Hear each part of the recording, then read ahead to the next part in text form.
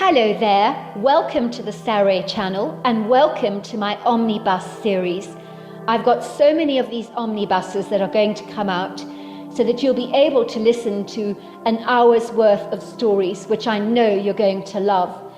You know, the thing is that telling stories is such a fine art, and it's something that was practiced hundreds of years ago when people didn't have the technology that we have today. And everyone would gather around the fire and listen to a wonderful story. And also, what is so wonderful about a story is that personally, I think it is the best way to go to sleep. Every night when I go to bed, I always listen to stories.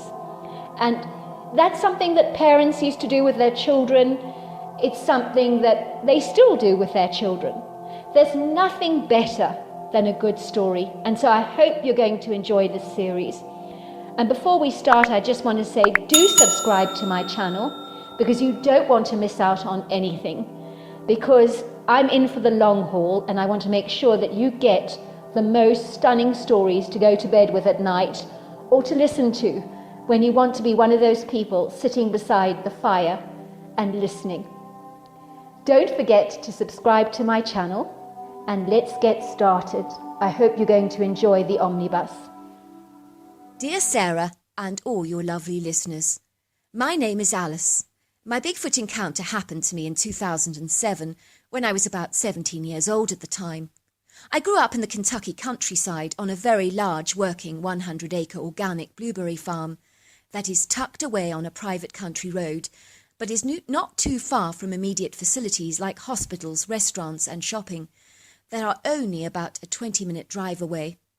I live in an enchanting, beautiful whitewashed farmhouse that is about 2,000 square feet and was designed for us specifically by a well-renowned architect who created a sumptuous retreat for us that would epitomize that cozy country feeling by incorporating large stone fireplaces throughout, while at the same time emphasizing the stunning views on our property over the rolling green emerald hills and the pretty idyllic pastures.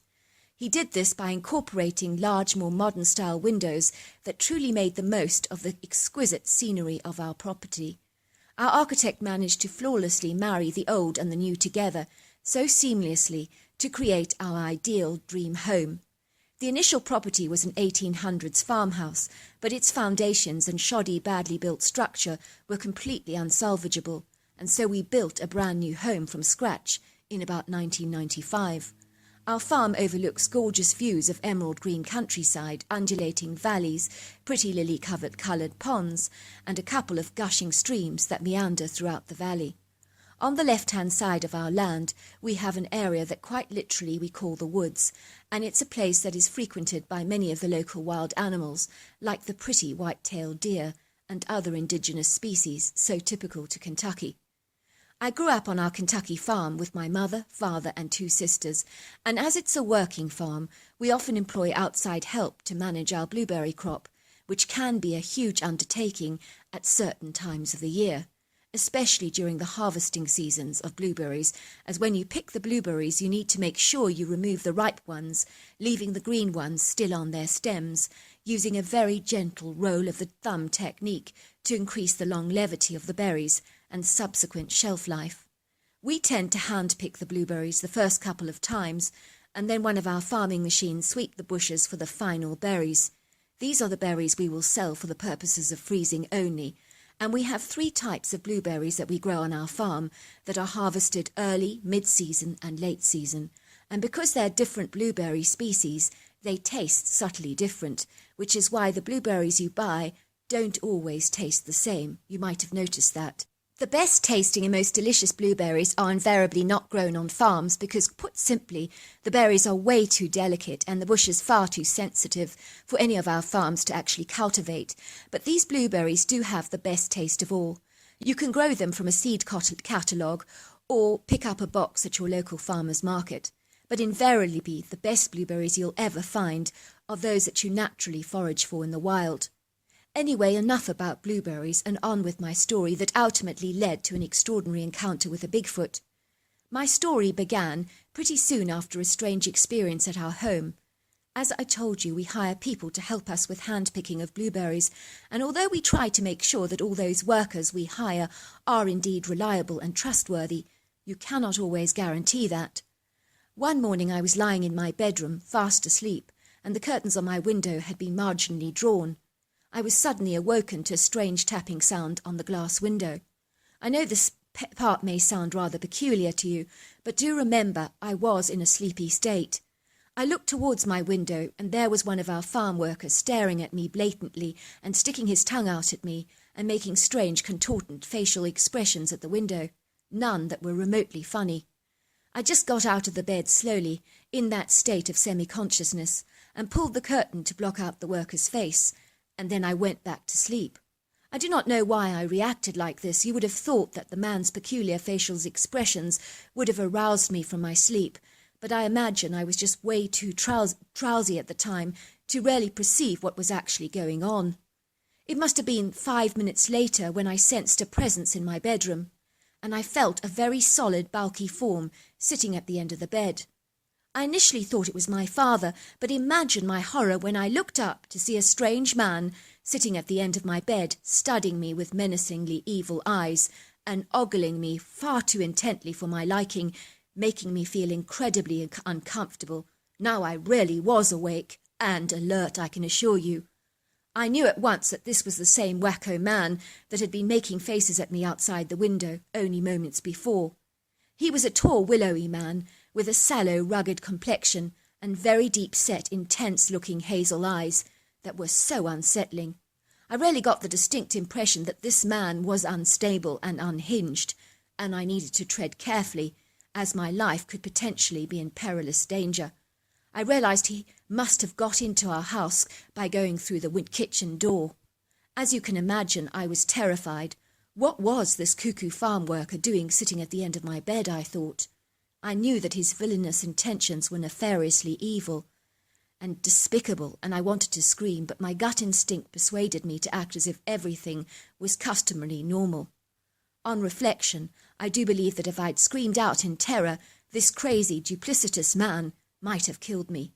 Luckily, I'm a good actress, and so I stayed incredibly calm and continued to act as if it was perfectly normal for him to be sitting at the end of my bed, which was clearly not the case. "What do you want?" I asked him.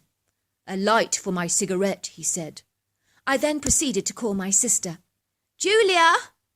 I called. "Julia!" I didn't want to raise my voice in a way that might suggest I was actually afraid, so I called out for my sister, enunciating my words in a monotone voice. I did not want this man to even suspect that I was remotely apprehensive about his presence in my bedroom, as I believe that such a revelation may have caused him to become frantic and even more deranged, as he was seriously mentally unstable, let's not kid. As luck would have it, Julia was walking past my bedroom at the time when she heard me calling out her name, and then she entered my room. "What's up, sis?" she asked, gasping in horror when she saw the strange farm worker sitting on the end of my bed. She knew immediately that we had a very big problem, but she maintained her cool, easygoing expression so that the man remained oblivious to the rising consternation between the both of us. I felt waves of relief flooding over my body. I knew that with two of us and one of him, I was instantly much safer. I said to Julia in a nonchalant way that this man wanted a light for his cigarette. Julia sensed what I was doing and why I was acting in such an indifferent, aloof manner, as if it was normal for me to have a strange person sitting at the end of my bed, uninvited and seemingly very cosy. Together we persuaded the man to come to the kitchen to get a light for his cigarette, as we both knew that my mother was likely to be preparing breakfast by now, and with the three of us together we could surely get rid of this crazy man from our home. To cut a long story short, we gave the farmhand some matches, and my mother directed him back to the berry fields, where he proceeded to work the rest of the day, obliviously unaware that we were deciding between all of us how to deal with this mentally unstable man who could potentially cause us grievous bodily harm. We kept a close eye on him all day, and once he'd completed his shift, my father told the farmhand we would no longer be requiring his services any more. Looking back, we should really have called the police immediately, instead until waiting for him to finally leave before we alerted them to what had actually transpired. As you can imagine, my parents were mortified by this man's unbalanced, ludicrous behaviour, and after he left, we immediately reported the strange incident to the police. But when the police went to interview him, he was nowhere to be found, and his house appeared to be vacated, almost as if he had chosen to disappear intentionally. I gather the neighbour who had not seen him for a while described him as a creepy weirdo. After a week had passed, my family began to relax again, and thoughts of the strange farm worker and his psychotic, balmy behaviour had long since dissipated. It was on a bright, sunny, cheerful Tuesday morning when I went into surgery for a compacted wisdom tooth and some tooth extractions, and I returned home later that evening to recuperate. I was not able to talk because of the swelling of my gums, and it was so bad, and my mouth so terribly swollen, I could barely speak at all. I was experiencing a dull, throbbing pain in my jaw that was only marginally curtailed by a strong painkiller that I'd been given by the orthodontist. That evening, my two sisters and my mother and dad were going to a relative's 80th birthday party, but I knew that I'd not be able to accompany them for this special occasion, so I resigned myself to being left alone for the entire evening.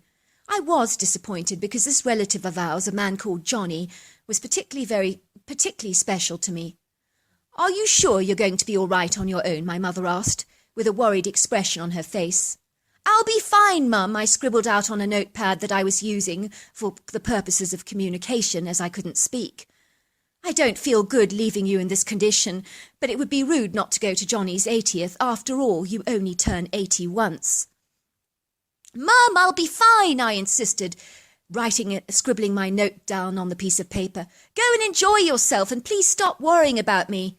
I'm old and ugly enough to manage on my own," I wrote. "Ugly you most certainly are not," my mother said, kissing me on the cheek. "But you have looked better before." She laughed, examining my swollen mouth. "I see the swelling has not gone down much," she said, sitting down on my bed and examining my lower left cheek, that was quite literally the size of an extended melon. "Go, Mum," I wrote. "Please, I promise you I'll be fine." "If you're sure," said my mother hesitantly. "We'll be back very soon, I promise." I could hear my parents arguing about me in the entrance hall. "The police have not caught that farm worker of mine," said my father. "Is it wise to leave her on her own in such a vulnerable condition? I mean, she can barely talk. What if she needs to phone us for something?" "Look, everything is bolted," said my mother. "I think she's pretty safe in here. Let's go. We won't be long." I could hear their car driving down our gravel road, and I sighed with relief because I wanted them to enjoy the party, and I was sure I was going to be absolutely fine. I'd never had issues of being left alone before in the past. Why would this evening be any different? And besides, I was not predisposed to anxiety. I read a few magazines, ate a little jello and custard because I was only allowed to eat soft food, upon my orthodontist's strict instructions. I was exhausted from the operation, so I retired to bed very early. I know this sounds really strange, and I honestly do not know how to explain it to you, but I woke up with a bolt, like the unexplained feeling you get when you suddenly jump out of your skin for some reason or other. I looked up around my bedroom and felt a really big sense of impending dread. I knew something was terribly wrong, and I could feel it in my gut. I heard nothing, nor did I observe anything, but I just knew something was off. So I reached for my bedside lamp and switched it on, and then pulled out my flashlight from inside my bedside drawer. My parents had left almost all of our house in darkness, apart from the outside light on the porch and a light on in our kitchen. Everything was locked up with double bolts, and I should have felt very safe, but I didn't feel secure at all. I was beginning to feel incredibly anxious, and my heart began to pound in my chest like a heavy drum. It was as if I knew unconsciously that something really horrendous was about to happen. I immediately tiptoed around the house, quietly peeking through all the windows to see if I could see any suspicious sign of movement in our yard. And it was when I was glancing through a side window that overlooked my bedroom that I saw him. I could not believe what I was seeing. There was no mistaking who it was. It was the insidiously evil farm worker, the very same man who'd been sitting at the end of my bed only a week before. I felt sick to my stomach, and I felt like I wanted to throw up violently as this bitter taste of bile kept rising up in my throat, leaving a very unpalatable sour taste in my mouth. In utter horror and complete revulsion, I realised that the farm worker, I kid you not, had stripped completely naked outside my bedroom window and folded all his clothes in a neat pile on the outside mantel. It would not take a rocket science to know what this man's intentions were towards me. But I don't want to say the words, and don't make me do it, because it just gives me the creeps. I watched him climbing through my bedroom window. He had removed the large pane of glass with masterful precision and laid it carefully on the ground.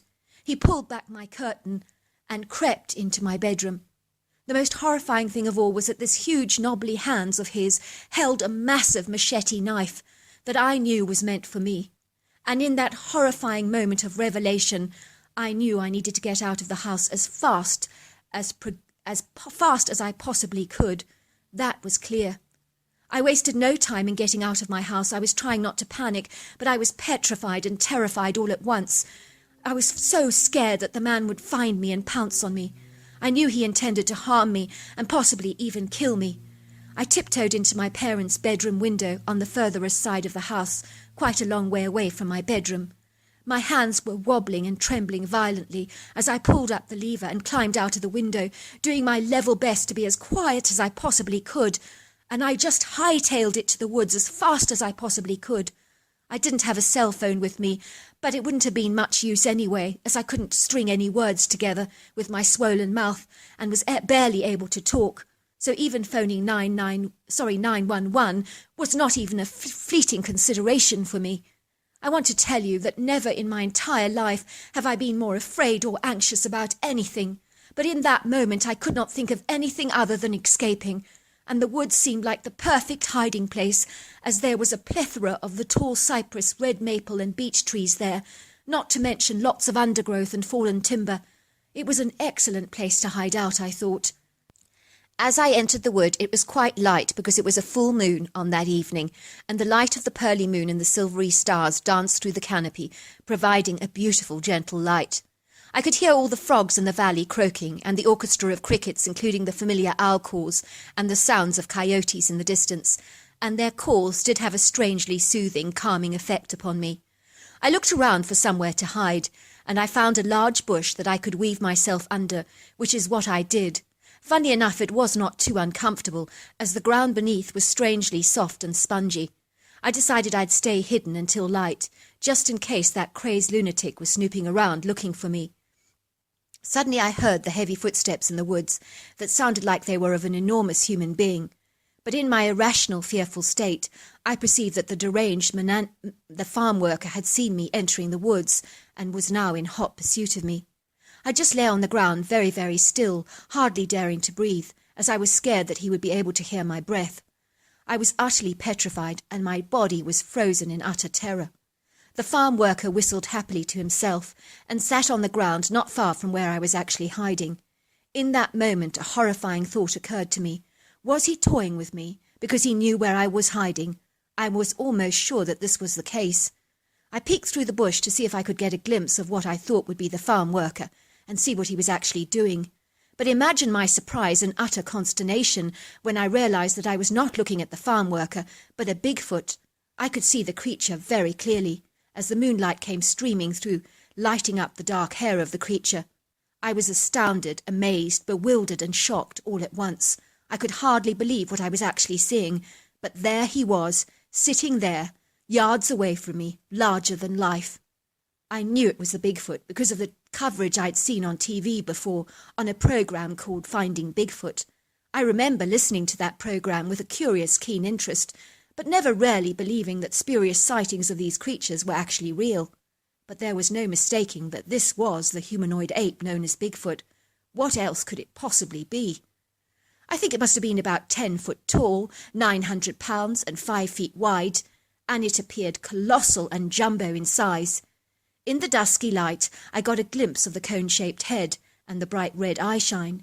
The creature was squatting on the ground, eating some strange green leaves, and on the forest floor, and there were also piles of blueberries there that he appeared to be enjoying. He appeared to be wrapping the berries in the leaves and eating them like a sandwich, and clearly enjoying his vegetarian snack, as he kept making appreciative, noises that you make when you enjoy something in your throat. As I lay there, I remember thinking that everything was happening on this night was something out of a movie, because it was so theatrical, but I had no idea that things were about to get a whole lot worse and a whole lot more dramatic. It was like Steven Spielberg production unfolding before my very eyes, only this wasn't fake. It was bone-chillingly real, and I was the leading star in this incredible performance. I could hear the sounds of a car driving towards our home as it carried into the woods. I could hear the excitable voices of my parents and my sisters, who had clearly just come back, as they had vehemently promised that they would not be long, and they had stuck to their words. Suddenly then I heard this loud panting of someone who was out of breath and running very, very fast, and they were running towards the woods in a frantic hurry. Who was this person, I wondered? And to my shock and horror I realized it was the farm worker from whom I had been desperately trying to escape. Could this nightmare get any worse, I wondered? I suddenly discerned that the farm worker had been hiding out in these woods all along, possibly for many long days, and I'd literally walked straight into the viper's nest, like a bird hanging around a sparrowhawk, simply waiting to be devoured. I imagined he'd been camping out in the woods all this time while spying on my family, and waiting for an opportune moment to carry out his duplicitous, scheming attack on me. No wonder the police couldn't find him. He'd been hiding out in our woods all along. Talk about bad luck or blatant stupidity and ignorance on my part, I thought to myself. The worker scooted into the wood, and he was now fully dressed in a pair of khaki pants and a white polo shirt. He was carrying the machete in his hands and a box of tools that he had clearly used to prise open my window with. In those few seconds of horrifying revelation, I was so numb and paralysed with shock that I felt almost emotionally disconnected to the abysmal scene that started to unfold before my very eyes, and literally it happened in seconds, but believe me, those seconds felt like hours, they were that harrowing. The next thing I knew was that the man's machete was flying through the air and landed just centimetres away from my bush, so I reached out with my arm and very quietly dragged it under the bush so that it was now lying beside me. Now I had a weapon to defend myself with, I thought with relief, and if the worst came to the worst, I might be forced to have to use it. Suddenly I heard the worker screaming, "No, no, no, please no!" And I realised with horror that the Bigfoot was attacking the now very alarmed worker. "No, no, no!" The hairy beast growled aggressively at the man, letting out the most terrifying, savage, thunderous roar that was equally as intense as that of a lion. I was utterly terrified of that sound, as it really sent waves and shivers down my spine of absolute dread. I was in no doubt that the Bigfoot was about to tear the worker into shreds, and believe me, I wasn't wrong. I watched in absolute horrified disbelief as this Herculean-sized creature lifted the worker in the air. The panic-sized man was wiggling his legs and fighting back with all his might, but he looked so pathetically tiny and puny in the Goliath monster's hands. The Bigfoot twisted the man until the body was hanging upside down and head facing only a centimetre above the ground. He was now holding the man by his lower legs with powerful hands. He smashed the workman's body and swung it violently like a huge cricket bat, forcefully against the girth of a large tree, hammering and pounding the man until the head literally broke open and splattered apart, and large clumps of blubbery pieces of body fat, brain, skin and connective tissue, as well as large clots of blood, were splattered everywhere, littering the forest floor in a sludgy mess. The rest of the man's mangled body and jagged bones lay in a limp heap on the ground. I promise you that is how quick his death was. It was brutal, murderous, but very fast. The Bigfoot creature made a few more grunts and proceeded to eat the berries and leaves, seemingly unfazed by the dead pulverized body that literally lay yards away from him. He truly seemed emotionally disconnected to what just had transpired. I was terrified that if this Bigfoot got to see me, that he might kill me in the same heinous way that he had attacked the farm worker. So I lay under the bush until the early hours of the morning. During the night I had heard the gobbling sounds of 2 coyotes stuffing the remnants of the pulverized flesh down their hungry throats. After a while, one of the coyotes, I think he got a whiff of my human scent, and then just bolted off. To cut a long story short, both my parents had no idea what had transpired that night, as they thought that I was fast asleep when they returned, and had decided not to disturb me. It appeared that when the workman discovered I was not at home, he covered up his tracks and replaced my window ever so carefully after he had removed it, so skillfully. probably with the macabre intention of coming back when I was in the house again. I imagined he'd just finished the job when my parents returned home, and everything seemed in its place, so none of their suspicions were remotely aroused, although my mother did comment that she wondered why her large bedroom window was left unhinged, but never gave it a second thought. She thought that my father may have been trying to air the room out. The police discovered that the man had been camping out in our woods, and they found his tent, food supplies, and a whole bunch of housebreaking tools. It was believed he was behind the murder of a few more missing women who were presumed dead, but bodies never found. I know I was lucky to escape this evil man, whom they did conclude had psychotic disorders. The police actually said to my father that it was a good thing that the man was now deceased, but they had no idea what had killed him. By the time they recovered his remains, he had pretty much been fully consumed by all the predators. I never told the police that it was a Bigfoot that had actually killed the man. I have no idea whether the Bigfoot would have harmed me or not if he had seen me, but that is something I will never know the answer to. A small part of me hopes that he knew I was hiding under the bush and chose to kill my attacker to protect me. I do hope that that is the case, but I guess I'll never know the answer to that question, but that is my story. Dear Sarah and all your lovely listeners, I grew up in the early 80s with my mother and father and my younger sister Doris. I'd rather not say whereabouts we actually lived in North America, for the purposes of remaining anonymous, if you don't mind. We grew up in a typical rural, quintessential American town. The houses on our street were all in Mediterranean style, but all incredibly individual and different, with angular tiled roofs and houses that were all painted in bright, cheerful colours. Our house was painted in a bright cerise pink colour, which may sound hideous, but I assure you it was incredibly beautiful. My mother painted all these whites and planted all these whites and delicate shades of pink flowers and roses against the bright pink walls of our home, and truly it was stunning to look at. Looking back at all those early photographs, I wonder why we play it so safe these days with all our dull, neutral, dreary paint colours, because the bright colours in those days of all the houses really created a powerful, happy, vibrant energy. It would seem every house had its own unique personality, and all the locals in our neck of the woods went to great lengths to make their homes an expression of themselves. People created their own particular terraced gardens, and I remember one of my neighbours had 2 wheelbarrows that he was using as planters, where he literally planted a whole range of bright, colourful seedlings.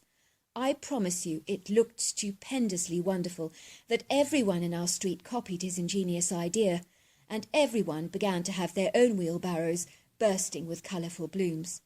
Without sounding immodest or boastful, our gardens were indeed colourful and beautiful, much like our homes. I remember one gardening expert who featured in one of those well-known outdoor top-selling country living magazines described our street as one of the most beautiful he had ever seen in his entire life, and he took endless photographs of all our yards.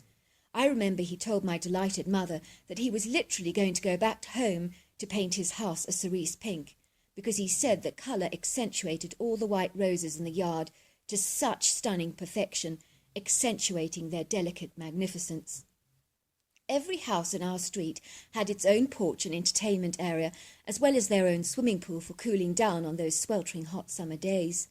As we lived in the countryside, we were surrounded by emerald green valleys, rolling pastures and mountainous outcrops, not to mention silvery lakes, lily-covered ponds, and extensive vast areas of ubiquitous forest that literally stretched back for hundreds of miles, consisting of spruce, pine, maple and oak trees. The area where I lived suddenly began to develop a spate of burglaries when people would return home from a weekend break or a holiday retreat to find that everything had been cleaned out from their homes. There would be matches found lying all over the floors and carpets. Quite literally everything had been taken, from clothes to toasters and TVs. It was all incredibly outlandish. Weirder still was this burglar, whoever he or she was, seemed to know all about the comings and goings of the locals in the area, and he had the blatant audacity to simply lock up our pets that he encountered during his burglaries in the bathroom while he cleaned out the entire house.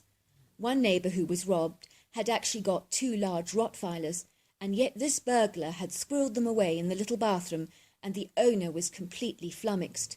How was it that no one in the street had even heard a raucous commotion from his dogs when the burglar actually broke into his home, he wondered. And how had he managed successfully to bolt two seemingly aggressive dogs into a small bathroom without any problems? It was all uncannily queer. People described feeling violated by these nonsensical burglaries that were a huge enigma in the area at the time. One day when my mother went for a refreshing morning swim in our pool on a hot summer's morning, she suddenly got the distinct impression that someone was actually watching her. She looked upwards and then she noticed a man on our neighbour's roof watching her swimming. She told us the man had given her the creeps, but she was not alone in her experience, as sooner or later some of the locals commented that they also had noticed a man loitering around on the rooftops, watching people. Pretty soon, all the locals in our area concluded that this was the elusive robber who was watching our comings and goings as intently as a fish eagle scanning for fish. We began to call this robber the peeper creeper of our neighbourhood, and despite all our best efforts, we could not get him arrested. He evaded the police with the stealth of the Black Panther, always managing to remain in the shadows. No one had any clue of who this man could be or where he actually came from, but all the locals in our area became very guarded because they sensed they were being watched by this man. Another peculiarity is that many clothes that people had lost during robberies were found being sold in thrift shops all over the place. It was pretty extraordinary to say the least, and it appeared that all the second-hand shops were doing a thriving business, but when they were questioned by the police about who had sold the used goods to them, they had no recollection of the person in question. The police were literally drawing blanks at every turn on their investigation. I was a young girl at the time, and I was a very passionate reader of the famous Five and Secret Seven. I loved all the books. I particularly adored Enid Blyton's characters and mysteries, and fancied myself starting up my own little famous Five circle. Eventually I gathered two of the neighbours' boys together called Devon and his brother Rolf, and my sister Doris and I, to start up our own little detective bureau. We decided we would call ourselves the Fabulous Four, and our first port of call was to resolve the peculiar mystery of the Peeper Creeper and his connection to the spate of robberies in our area. We were pretty certain we could get to the bottom of this mystery and well outperform the police. "If he's hiding out on our rooftop," said Devon, "he's clearly local to the area." "Good point," I said. "We've established he's certainly local. How about the woods? He could be living in there, camping out." Everyone thought it highly possible that someone could be living in the woods that flanked our home on the right-hand side of the valley. It would be so easy for the perpetrator to remain hidden from the police in such an inconspicuous location, far from the eyes of the locals, as these woods were rarely visited by the people living in the immediate area, so it would be a great spot to hide. And so with great enthusiasm and youthful exuberance, we cycled to the woods that were in close proximity to our home. I remember feeling very pumped up, with an inflated, egotistical sense of self-importance at that time, as I truly fancied myself as a very good sleuth, and I was pretty sure we were going to catch the mysterious Peeper Creeper and resolve the mystery. So, famous Five, eat your heart out, here comes the Fabulous Four, I thought to myself. We parked our bikes behind the back end of a hilly elevation, and making sure that our bikes were well concealed. Then we entered the woods and realised how beautiful they were, and we almost chastised ourselves for not playing out there more often. It was such a favourable retreat, far away from the prying eyes of our parents. "What are we looking for exactly?" asked Devon. "Any signs of human habitation," I said. "If he's living out here, we should definitely find his camping spot. It must be somewhere around here." "We must be careful," warned Devon. "The famous Five always remained well hidden from the perpetrator. We must do the same. If he catches us spying on him, he could bog off or get aggressive towards us." I think we were all feeling that excited flurry when you feel that you're onto something. We all sensed we were hot on the robber's trail. Call it a gut instinct if you like, but we all experienced this inherent sense of knowing. It was not long before we came across a large four-man tent in the woods, and there was a washing line hanging on a tree with some clothes drying on it. I could hear the sound of the strong current of the gushing stream that literally meandered through the woods, so I imagined the man was washing his clothes in that stream. I could tell he must be a thin chap, because all the clothes hanging on the line were relatively small, and I made a mental note of that. As being an aspiring sleuth, I could not overlook any minuscule detail, as everything was significant in an investigation. My friends and I tiptoed cautiously because we were afraid of the robber could be loitering around in his tent, and we didn't want him to know we were onto him. So we all took cover behind the girth of a very old oak tree, where we remained superbly hidden, with an excellent view over the tent. "Throw an acorn at the tent," I urged Devon.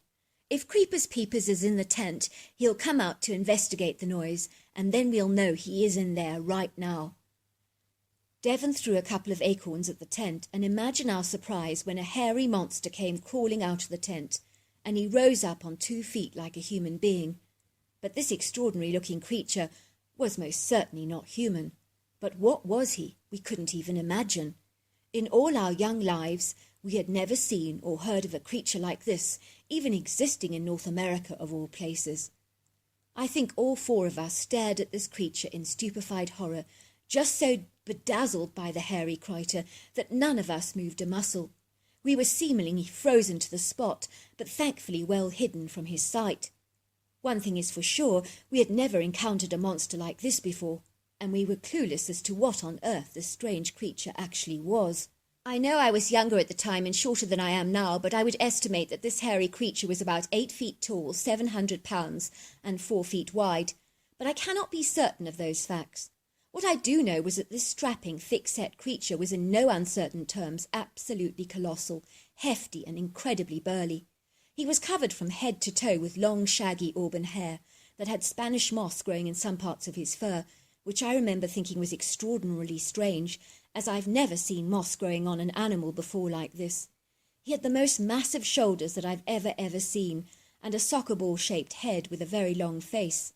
I could tell that the peachy-brown coloured skin was of a leathery texture and was really quite shiny. The creature had a prominent brow ridge that was heavily wrinkled, a very flat nose with pink nostrils, slender mouth, and what I can only describe as very rusty-coloured brown eyes.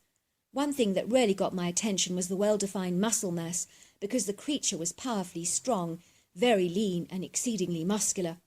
I remember thinking that my father, who was an aspiring lightweight boxer at the time, would have killed to have muscles like this creature possessed. I also thought that it would not be hard for this animal to pick up a whole car in his arms if he wanted to, because he was without question powerful, strong, athletic, agile, and majestic. When I say animal, I do think I do the creature a disservice describing him like that, because he was more like a giant man with a few ape-like influences to his appearance, which were clearly notable in his overlong arms, so typical of the ape-like species. I'm sure this creature could have run as easily on all 4s as on 2 legs, because he looked as if he was proficient in both, as when he emerged from the tent he did so with such fluidness and grace that even a ballerina would envy his perfect, seamless coordination, agility, and balance. As the strange hairy humanoid ape came out of the tent, he wore a very perplexed expression on his face, and he picked up the 2 acorns that Devon had thrown. He inspected and examined the acorns very closely, and then proceeded to look up at the oak tree, as if he was expecting to see a squirrel vamoosing away on its little legs, as he possibly assumed that the little form accidentally dropped the acorn on the tent. When he did not detect the hairy offender, he quite literally shrugged his shoulders like a human would, scratched his head looking ever so slightly bewildered, and then he grunted to himself with a somewhat confused, baffled, and muddled expression on his face, almost as he could not work out who had actually thrown the acorns at the tent. He shook his head from side to side, swaying like a tree in the breeze, and then got down on all his 4s, forging ahead as he launched himself and his Goliath-sized body into the tent, that seemed too tiny for his gargantuan proportions. As he moved around in the tent, it began to wobble and vibrate. We could see the tent moving as he moved. Suddenly we saw these clothes flying out of the tent, landing in bedraggled heaps on the ground, resembling a kiddie's messy bedroom, or the closet after it's been ransacked and raided when you're looking for a lost item of clothing that you want to wear for a party. Eventually the creature climbed out of the tent and started examining all the clothes. He would place them against his figure and heave a huge sigh of disappointment as he tossed the clothes to one side. It was like he was at a jumble sale, desperately finding an item he wanted to buy. He was acting like that. Unfortunately, everything he placed against his huge physique looked like doll's clothes against his jumbo-sized anatomy. Suddenly, I think we all realized he was looking for something to put on or wear, but judging by his massive girth, nothing was ever going to fit him. He was really so funny to watch that we were all starting to giggle, and it was tough to suppress our laughter because the creature was the funniest thing I've ever seen in my entire life. He kept making these hilarious, disappointed expressions as he began to realize that everything he put against his body was simply far too small for him to wear. I imagine he'd seen human clothes before and wanted to try wearing something himself, much like we would try on a gorilla costume for fun. I think the poor critter was gutted that he was simply way too big for everything. The creature rifled through all the clothes, and then he found a monstrously, and when I say monstrously, I'm meaning monstrously huge pair of male underpants, such as a size I've never even seen before, that were so oversized, which he began to examine very closely in his hands. He twirled them around his sausage-sized hands, as if trying to decide what they actually were. Once again he scrutinized the underpants with a very perplexed, confused look on his face. Quite suddenly his rusty brown eyes brightened as a brilliant idea seemed to surface in his mind, as if he'd found the answer and solution which was now so blatantly obvious to him. It was like he had had a very clear revelation of what the underpants' purposes actually were. I think he believed they were a hat of some kind. He then proceeded to pop the underpants on his large conical-sized head, and suddenly he seemed terribly pleased with himself because he had found something he could actually wear, and it wasn't a bad fit at all. The jubilant, euphoric, gleeful expression on his face was undeniable. He was ecstatic. He had found something potentially wearable. He let out a couple of delighted, joyful whoops and scratched his chest proudly, as I sensed he really believed that he looked marvellously fetching. Then he just glided away on his long legs, still adorned in his underpant hat that looked so ridiculously we were literally wetting ourselves from laughing so much, as seeing an ape with an underpant hat with 2 gaping leg holes is a hilarious sight to behold, if I ever did see one. What was funnier still is I think the creature really believed he looked prepossessing and exceedingly handsome. The fabulous four were stunned, and we all stared at each other in absolute horror. "What the heck was that?" said Devon, laughing. "The thing was so funny. He's wearing underpants like a hat." We all cracked up laughing, and then I silenced everyone, "Shh," as we heard footsteps coming into the woods. "Be quiet, someone's coming." It was Peepers Creepers himself, I was certain of that. As he got close to his tent, I heard him say, "What the hell? Not again! That stupid ape keeps stealing all my stuff and trying on all my clothes. When is that silly critter ever going to realize he's way too big to fit into any of my stuff?" To cut a long story short, we all went home to our parents to tell them about everything that had transpired.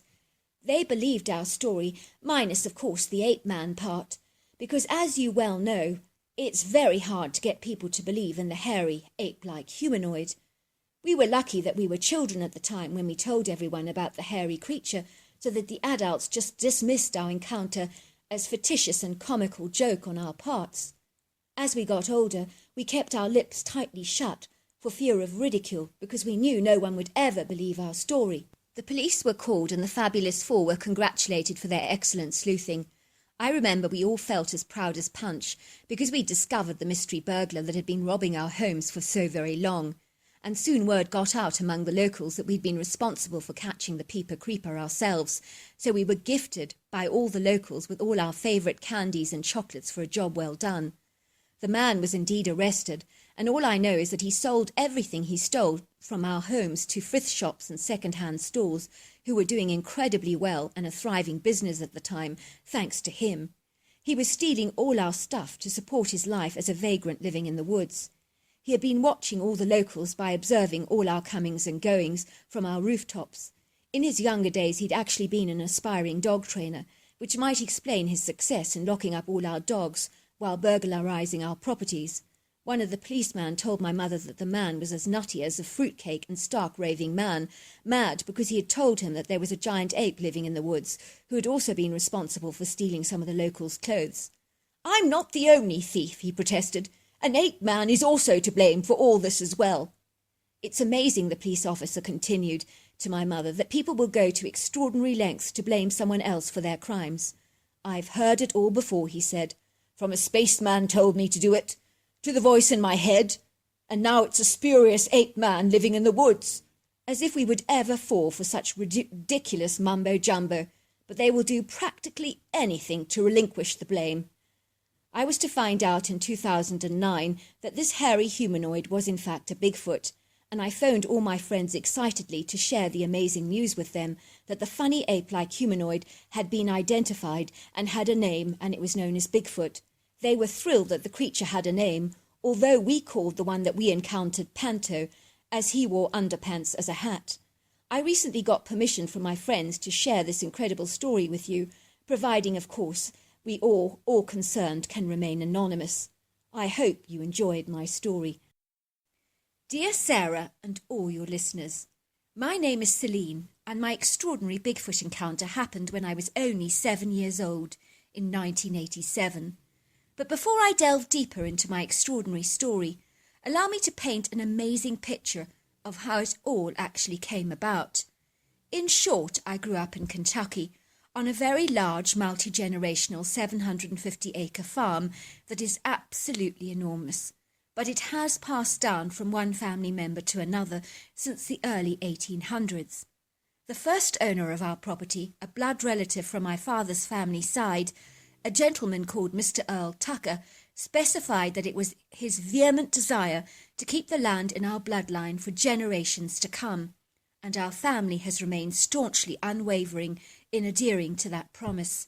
In his will, he declared that if any family member failed to abide by this promise, that if it were at all possible, he would return from the grave to harass and heckle them until the land remained in the family line. I gather that there were family members who did actually try to sell off the land, and this man immediately took the property off the market when he swore that he had been haunted relentlessly by the ghost of Earl Tucker.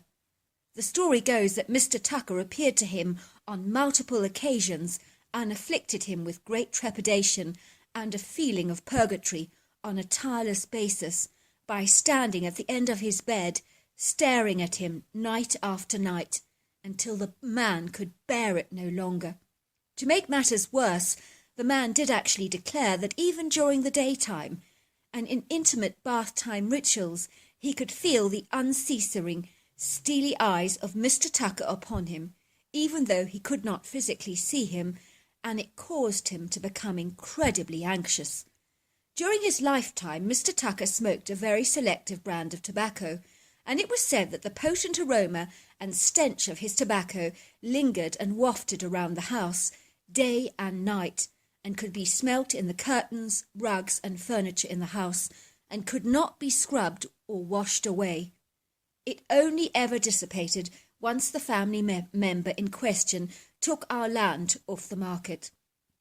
I gather 2 potential buyers planning to buy our land and visiting the property at the time both claimed to have felt a pair of ice-cold invisible hands thump them on the back very, very hard, and they heard a distinguished male menacing voice tell them to get out. These potential buyers were utterly terrified that they literally hightailed it off our land as fast as they possibly could and never ever came back, nor did they ever again express any further interest in buying the property. My father believed that the story of Earl Tucker's ghosts was incredibly true, and so he has abided by Earl Tucker's strict rules and kept our land in our family name. We do now have 4 family homes on our property, which my father's father actually built and designed for the very purposes of renting out to local families in the area to generate more income, and over the years that has proved to work out exceedingly well for us. We do, of course, have other enterprises, like growing organic vegetables for the farmers' market and producing our own brand of organic honey from our honeybees. We also have hens producing marvellous free-range eggs and the most delicious organic milk, butter and cheese, that is produced by our spectacular small dairy herd. The main house that I grew up in was naturally the most beautiful of all the houses on our land, as it stands where the original farmhouse once was, that initially was owned by Mr. Earl Tucker. My father's father was a very superstitious man, and was utterly terrified of Mr. Tucker's ghost tormenting him, so he went to extraordinary lengths to restore the original farmhouse back to its original glory and pristine condition, while preserving the historic integrity of the place, accentuating the stunning wooden beam ceilings, the glorious stone fireplaces and original stunning wooden floors, and highlighting all the nooks and crannies that actually gave the original house its unique individual character and whimsical charm. The house is very spacious, airy and light, with very large French windows throughout, a grey slate angular roof and whitewashed walls. It was built on a hilly elevation and is surrounded by the undulating emerald green hills and exquisite silvery lake that is in close proximity to the house, and is flanked on the right-hand side with a vast area of natural forest that literally stretches back for hundreds of miles, that is bursting with mature, majestic-looking pines, pecans, red maple, sugar maple, red oak and white ash trees, so typical of Kentucky that it is a haven for white-tailed deer, red foxes, cottontails, minks, muskrats, skunks, raccoons, squirrels and turkeys, and, of course, we do get the occasional black bear from time to time.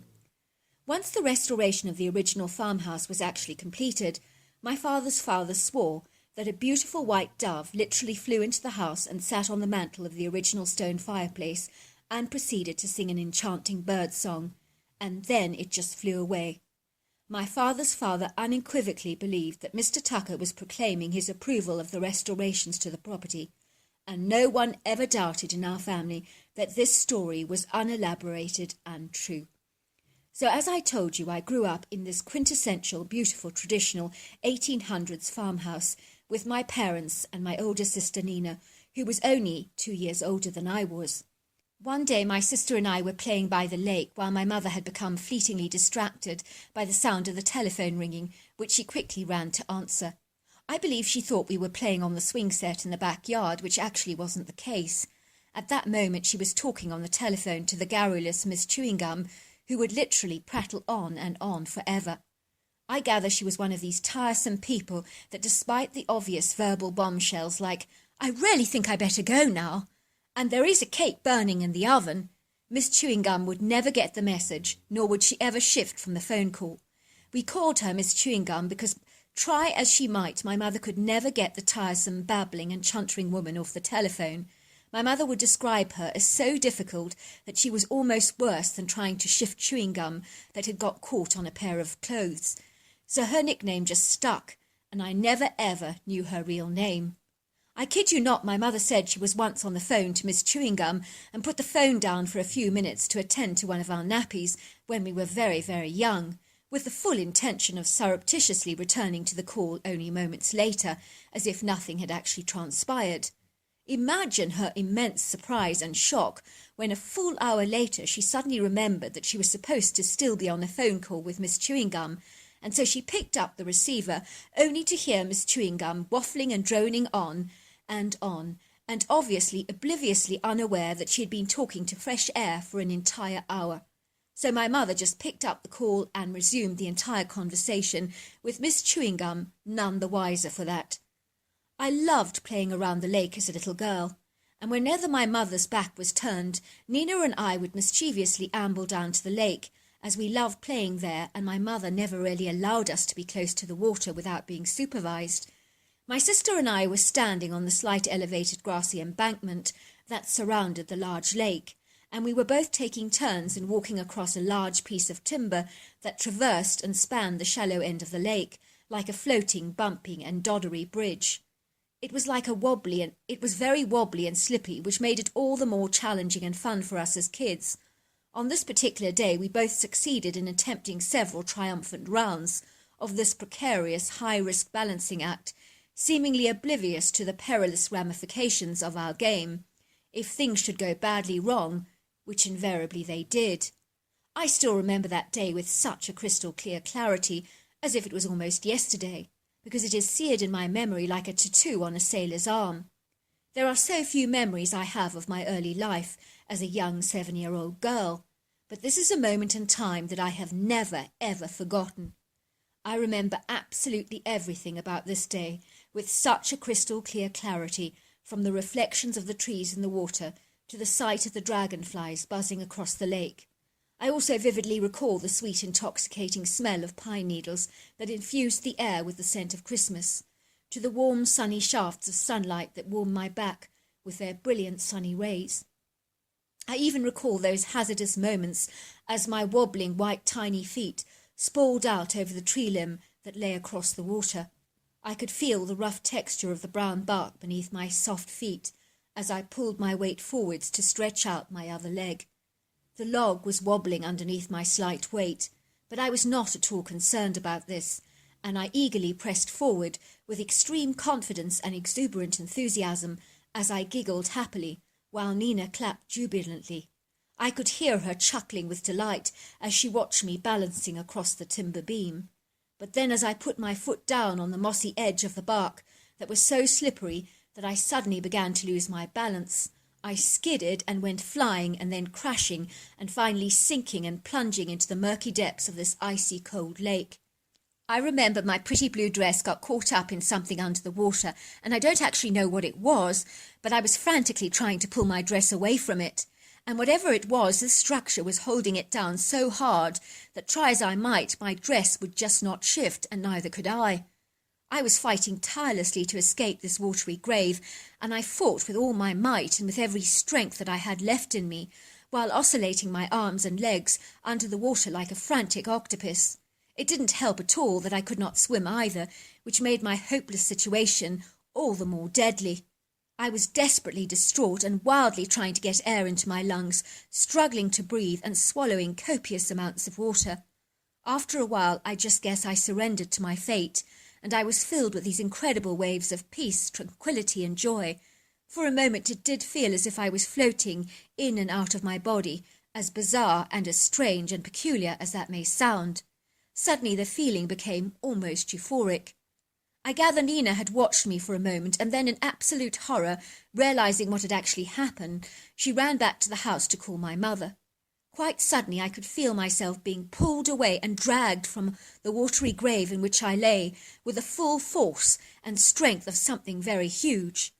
I found myself being carried in these massive, colossal, Herculean-sized arms, and I can only imagine that I must have looked exactly like a bedraggled, very wet rag doll. I could feel something running with me in their arms, and it felt like I was running with the wind, and when they breathed they sounded exactly like a horse. I could smell the strong scent of pine needles, and I knew I was in the outer edge of the woods close to the lake. I felt a firm pressure of very strong fingers prizing out the water from my lungs, and imagine my surprise when I found myself staring up into the kindest, most concerned treacle-brown eyes that I've ever had the pleasure to see. I was coughing up copious amounts of water, and I could hear the soft chattering sound that appeared to be encouraging me to keep coughing. Then I saw her, and she wasn't human, but she was not an animal either, more like an amalgamation of actually both. She was like a human with various ape-like characteristics to her physique, like the typical overlong arms of the ape-like species. I remember she possessed these soft curling waves of hazel red-brown hair that covered her body, and even her small, firm female breasts. I do remember thinking she was like a towering giant because she was absolutely humongous in size and in girth, and she had muscle and definition which most athletes would just spend a lifetime to acquire. I cannot tell you her exact measurements, but at a guess I would say she was about 8 feet tall, 700 pounds, and 4 foot wide. I remember she had a very large cone-shaped head and huge shoulders without much of a neck, and I remember she had a long angular face, prominent brow ridge, and relatively slender mouth. Her leathery, shiny skin was like the colour of a hazelnut, but it was her deep-set, twinkling, treacle-brown eyes that I will never, ever forget as long as I live. I remember them with such crystal-clear clarity all these years later. They were, to date, the kindest, most beautiful eyes I have ever had the pleasure to witness, that quite literally exuded an unconditional, non-judgmental love, second only to the love of God. That is how powerful, poignant, and beautiful her angelic energy appeared to me, without exaggeration. I remember this humanoid hairy creature turned me around on my back and slapped me with her jumbo-sized hands as finally I spewed out some more water along with the contents of my stomach. The creature then pulled back my hair and placed her hands on my forehead and cheeks as if ensuring that I was indeed all right, and then she darted away for a moment and came back with a huge pile of wild blackberries for me in her enormous hands, which she presented me and indicated to me to eat by mimicking the action of eating so that I would understand what she was trying to tell me. The creature watched me very zealously as I proceeded to eat those blackberries, and the juices poured down my face, staining the edges of my mouth in a bright blue-purple colour. Even she knew that sugar is always needed after a shock. I began to enjoy the blackberries very much, and ate them hungrily, all the while observing and admiring this unusual creature. I also studied her with fascination and giggled a few times because she was so perturbed about me that her serious expression on her face made me laugh so much. She then picked me up in her arms and carried me to the sound of human voices, literally only yards away. She pushed me forwards and pointed to my mother, and then she stood there watching me from the tree line. I think she was making sure that my mother found me, but she didn't want to be seen herself because she liked to remain invisible and in the shadows. I could hear the voice of my mother screaming, and her dress and hair were absolutely soaked to the skin, and the leather boots that she was wearing were completely ruined. She kept diving under the water, searching for me. She was sobbing, screaming, and plummeting under the water, at the same time as feeling around for me with her arms like a blind person stumbling around the darkness in a frenzy. She kept crying, "Oh, my baby, my precious baby!" I remember walking over to the water and standing by my sister on the grassy bank, observing my mother's desperate attempts to find me. We both watched my mother diving under the water frantically, searching and screaming for me. My sister and I started to giggle and chuckle together, because seeing my mother so frantic was so funny for us at the time, especially as I was now perfectly fine. You can imagine my mother's surprise when she glanced up and saw me chuckling with my sister with a mouth stained with blackberry juice. My mother became irate. "That is not funny," she said, grabbing me in her arms and holding me for dear life, as if she never ever wanted to let go of me ever again. She was angry and yet overjoyed at the very same time, and her blue eyes were flooded over with tears. She looked at me and scolded me fiercely. "You think this is funny?" she scolded. "You think this is funny? All the while I think you're dead, you're stuffing your face with blackberries. How can you play such a horrible game on me? I thought you were dead. Do you realize how terrifying that was? You're both turning out to be monsters and mischievous, just like your father." All these years later, my mother truly believes that my sister and I pranked her that day by pretending to drown. When I tried to tell her about the hairy ape-like humanoid that had rescued me and saved my life, she told me to stop making up terrible tales and that she'd quite had enough of all our wind-ups. At the time, she blamed my father for our behaviour, because he was always making up all kinds of jokes, and she was convinced that his bad sense of humour was rubbing off on us in an insidious way. Ironically, only a week prior to my drowning accident, my father had gone to a dinner party with my mother, and he had told their hosts that he had left their gate open, knowing only too well that they owned one Rottweiler and two Bulbuls who were incredibly aggressive towards other dogs and sometimes even strangers, so it was very important for them to keep that gate closed at all times. In terror, they ran towards the gate, frantically and furiously frightened, and my father hooted with laughter because they were utterly alarmed. My father found their terrified reactions hilariously funny, and my mother was not at all amused, as she thought my father had finally gone too far.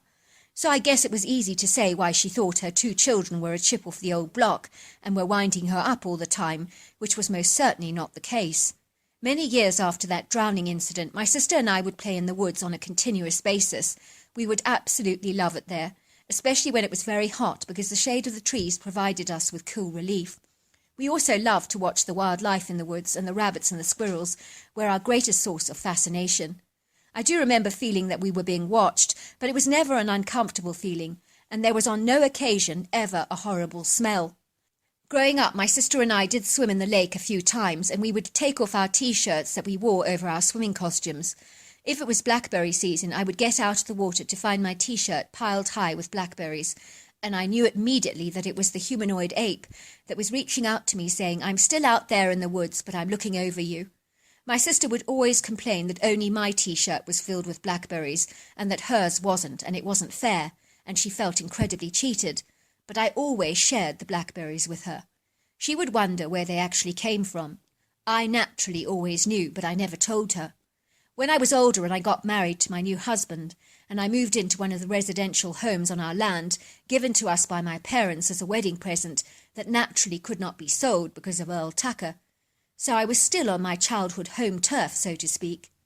When I did give birth to my first child called Martin and came back from hospital with my brand new baby in my arms, the very next morning I awoke to find a huge old cardboard box filled with blackberries, and my husband said, "Where the heck did all these berries come from?"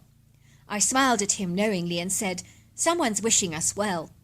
The next time I returned home from the hospital after the birth of my second child, Thomas, the following morning there was a massive pair of antlers on our doorstep. At that time it was not the blackberry season, but my husband picked up the antlers and said, "I'll be damned. These are the most impressive antlers I've ever seen. I wonder how they ended up outside our front door." Of course I knew where they'd come from, but I never said a word. But those antlers are now proudly hanging on our living room wall all these years later. As for the ghost of Mr. Tucker, my father believes he saw him one more time after he built a barn on our land. He remembers he saw the figure of a man wearing a straw hat, white shirt with braces and long pants, walking into the newly built barn. And when he went into the barn looking for the man, he had simply vanished, but he did detect the very strong smell of tobacco. He was certain that Mr. Tucker was just checking that the barn met with his approval. All these years later, I know from the television program and YouTube videos that the creature that rescued me from the lake was known as Bigfoot, and I choose to call her Angel because she literally saved my life. Dear Sarah and all your lovely listeners, I am so excited to be writing to you. I simply cannot believe that I have this incredible opportunity to share my extraordinary story with you and your listeners.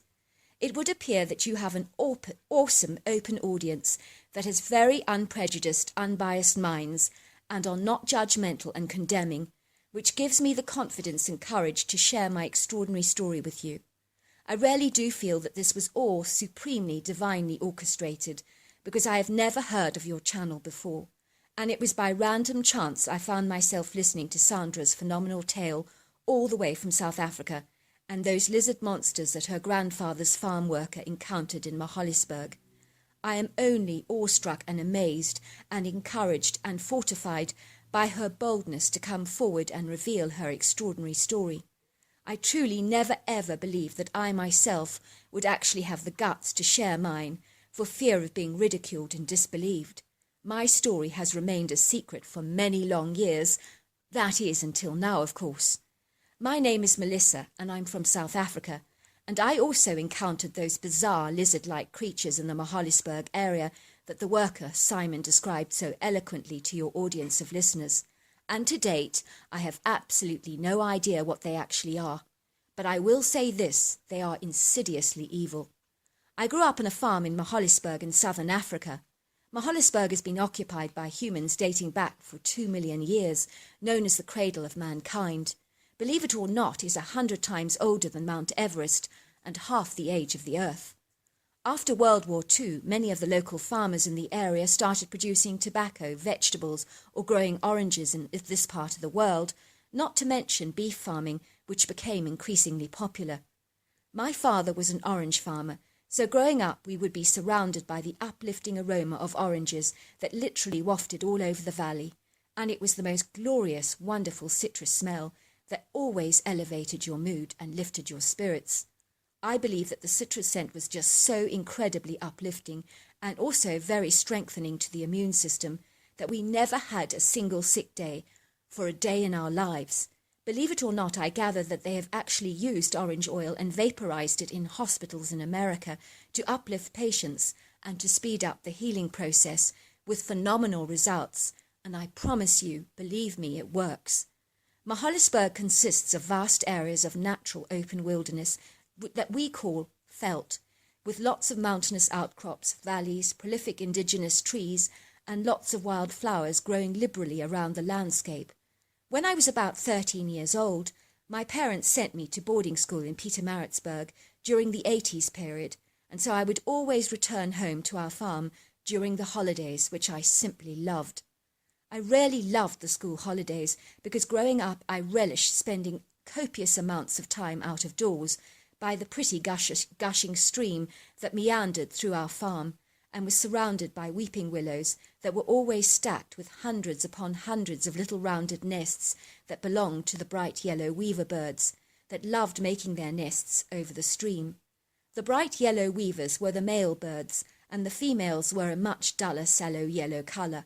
I always used to feel sorry for the male weaver birds, because growing up they built their nests for the fastidious, punctilious female weaver, and the more often or not that female weaver would tear up the nest in utter disgust after the male had made the most phenomenal-looking nest for her. But as far as Miss Weaver was concerned, nothing was ever good enough for her, until about 100 nests later, of course. Then, after all that tiresome, laborious work, she would finally be satisfied. Growing up, my father would relentlessly tease my mother. He called her his sweet little weaver bird, because he said that she was always so particular and difficult to please, just like the female weaver. As a kid, we spent so much time running about our orange farm with my brother Thomas, who was only a year younger than myself. In those days, we did not have the modern amenities and accessories that kids have today, like Netflix, computer games, Instagram, and Facebook. We also never had mobile phones growing up, so our playground was quite literally the natural world.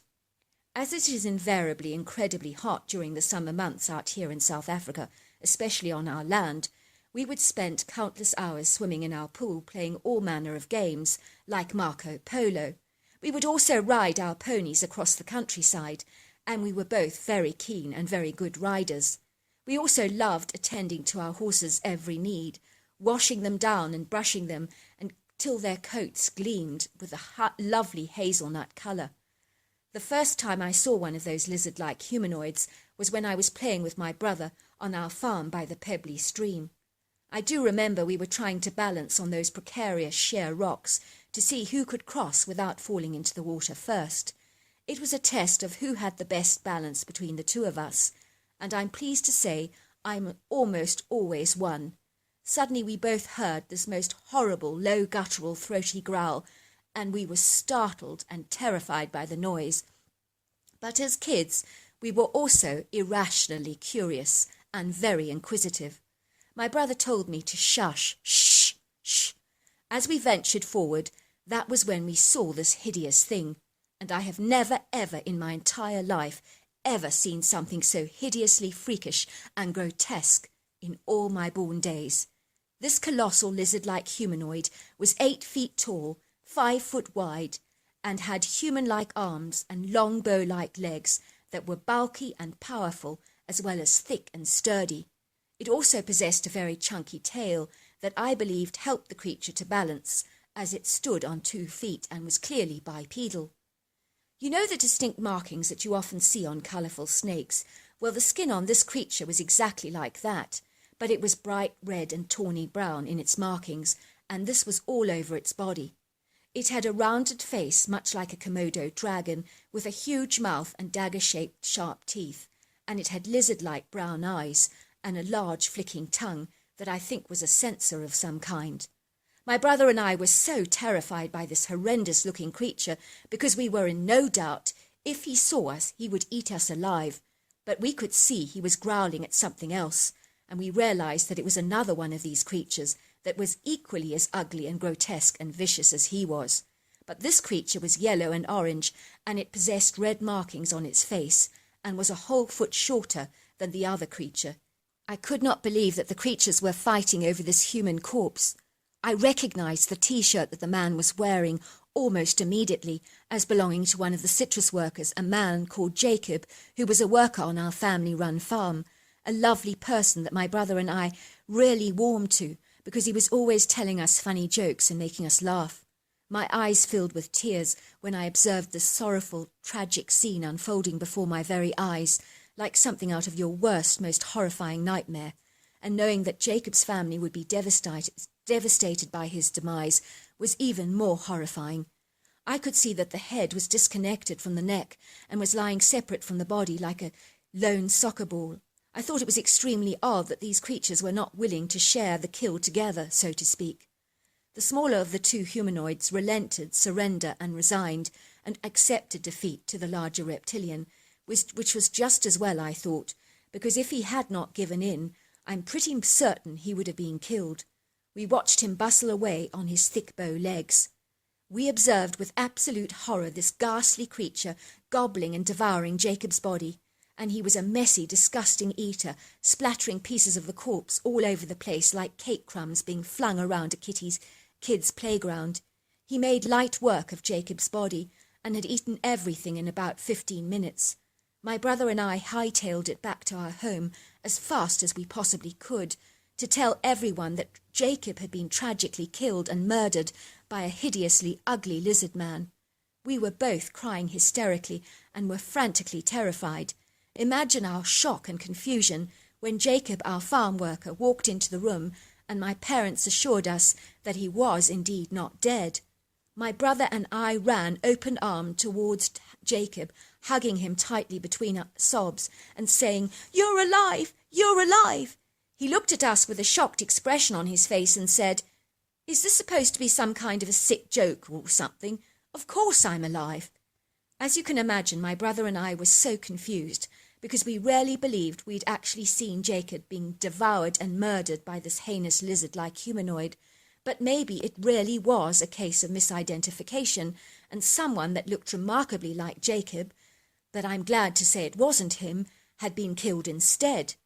It was all decidedly odd, but my brother and I know what we saw, and it was definitely real.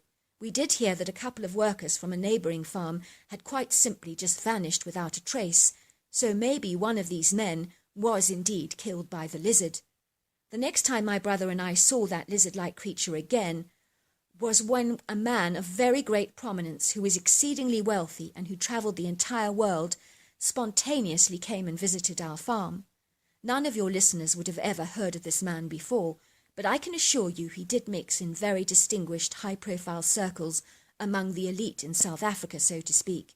Even my father was astonished and surprised by this curious, unexpected, spontaneous visitation from such a very distinguished, affluent and high-profile guest, because he did not even know the man in question. My mother welcomed this man warmly and gave him some coffee and some milk tart to eat, and she sat him down and fussed over him. But there was something odd about him. His reactions were very strange, and his behaviour was exceedingly odd. There was something that was not quite right about him, but I couldn't put my finger on what it was.